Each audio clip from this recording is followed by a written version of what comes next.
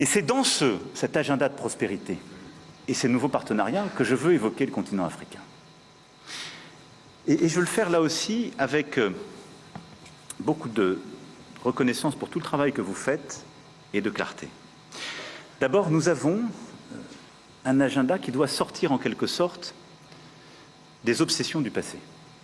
J'ai fait le maximum des efforts et je continuerai de le faire pour regarder les questions historiques, culturelles et mémorielles. Je crois que nous l'avons fait avec beaucoup de sincérité ces dernières années et du travail inédit qui a été fait sur l'Algérie avec la commission Stora, en passant par le discours qui a été donné en mon nom par le ministre à Tiaroy pour le Sénégal, à la politique de restitution des œuvres d'art, conformément à l'agenda de Ouagadougou que j'avais évoqué.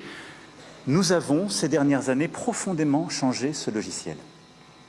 C'est-à-dire que la France regarde son passé dans sa complétude, elle a nommé les choses et elle cherche à avoir une approche scientifique, historiographique, à la fois décomplexée et dépassionnée, et nous le ferons encore avec le Cameroun, avec le comité d'historiens que nous avons installé. Et j'assume totalement cette politique, elle est bonne. Et je le dis en tant que président de la République, né après la décolonisation, dans un continent qui a 75% à moins de 25 ans.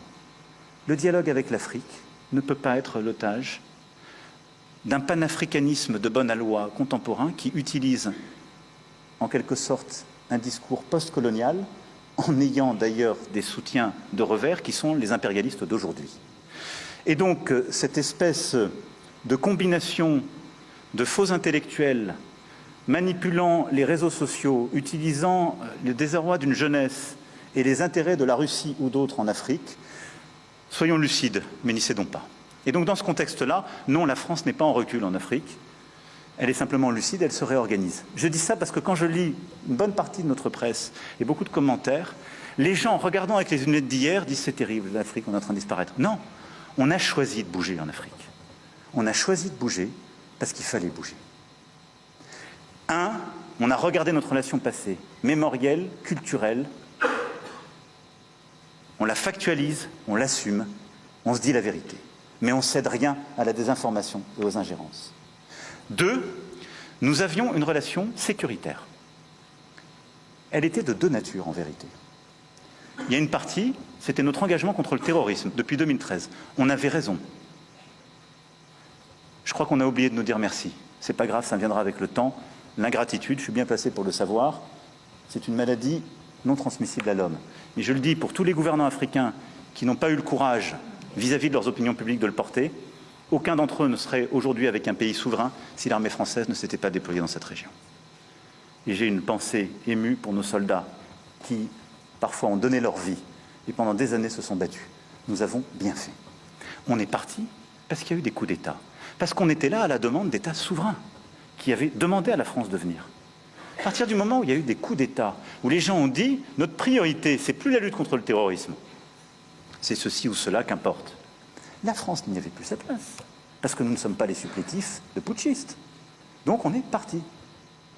Et ensuite, on a décidé, ça c'est le deuxième volet, de réorganiser notre présence militaire. Pourquoi? Parce qu'on avait en quelque sorte une rémanence. Et on nourrissait nous-mêmes un discours post-colonial. Parce que dans les pays d'Afrique francophone, il y avait cette histoire, et donc on avait laissé une présence installée dans nos bases. Est-ce qu'elle avait encore une justification? Plus tellement. Est-ce que c'était ça le rayonnement de la France? Non. Je salue tous ceux qui ont servi, ça ne l'était plus là. Et ça n'était plus compris, c'était utilisé. C'est-à-dire que tous les réseaux d'activistes que j'évoquais venaient dire « Regardez les Français, ils ont un camp avec 2000 soldats là. Donc ils vont préparer un coup d'État. » Et toutes les désinformations possibles étaient utilisées contre nous. Donc nous avons patiemment, et je remercie Jean-Marie Bockel, je le remercie à double titre, personnel et pour cette mission, parce qu'il fait partie de ceux qui ont vécu dans sa chair et la chair de sa famille ce que j'évoquais tout à l'heure. Mais il a mené patiemment, en lien avec les ministres et le SEMA, cette mission. Et donc nous avons proposé aux chefs d'État africains de réorganiser notre présence. Comme on est très poli, on leur a laissé la primauté de l'annonce. Mais vous ne vous trompez pas, c'est nous qui l'avons... Et parfois il a fallu les pousser. Mais pas parce qu'on est poli et correct et qu'on se réorganise nous-mêmes qu'il faudrait que ce soit retourné contre nous en disant ils sont chassés d'Afrique. Je peux vous dire que dans bien de ces pays, on ne voulait pas enlever l'armée française ou même la réorganiser. Mais on l'a assumé ensemble. C'est ça le partenariat.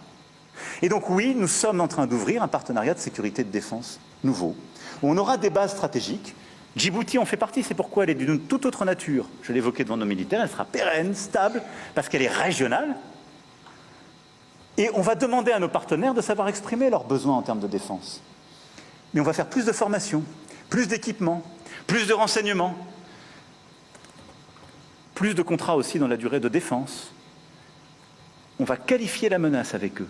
Et on va aussi inventer une nouvelle relation, comme on l'a fait ces dernières années avec le Bénin, relation inédite, comme on va le faire avec le Nigeria, où on a commencé un dialogue stratégique qui n'existait pas jusqu'alors, ce qui était une aberration, etc. Partenariat stratégique de défense, désinhibé, mais d'avenir. Et au-delà de ça, le continent africain, c'est un continent de croissance. Et là-dessus, nous sommes trop frileux. Et je le dis aussi parce que quand je lis toujours la presse, les lunettes françaises sont obsédées par l'Afrique francophone. Il faut regarder l'Afrique francophone avec fierté, on y a des intérêts, on y a des amitiés chères chez les dirigeants, dans la société civile et ailleurs. Mais enfin, on a bien fait de faire le premier grand voyage depuis 25 ans du Nigeria en France il y a quelques semaines. 25 ans. Ça n'est qu'un pays à 250 millions d'habitants. Bien fait d'aller faire la première visite au Kenya. Imaginez. On a bien fait de retourner pour la deuxième fois en Éthiopie, pays de plus de 100 millions d'habitants. D'avoir consolidé une stratégie énergétique et d'investissement avec l'Afrique du Sud. Nos lunettes sur l'Afrique ne sont plus les bonnes quand on parle de l'Afrique. C'est un continent où il y a des grands émergents, où il y a des potentiels de croissance formidables. Et nous sommes en train parfois de désinvestir. Et donc il faut retrouver de l'audace, repenser nos financements. Et là-dessus, nous devons, en interministériel, repenser nos financements pour prendre plus de risques et accompagner plus de risques, repenser nos règles européennes pour qu'on ait une capacité de financement de nos grands acteurs et avoir une stratégie avec nos entrepreneurs, toutes filières confondues, beaucoup plus ambitieuse à l'égard du continent africain.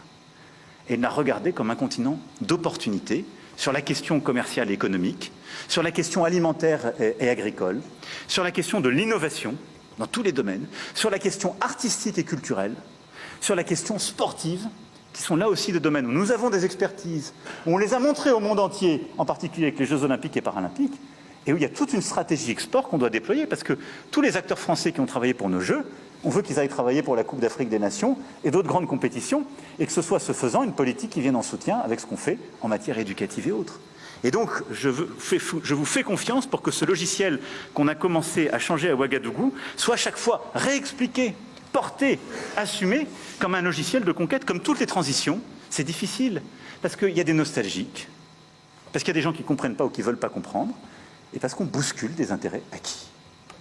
Mais croyez-moi, c'est une bonne chose, parce que le monde change et que nous avons besoin d'embrasser justement ce nouveau partenariat. Et en parlant du continent africain, c'est en particulier ce qu'on veut faire avec le Maghreb.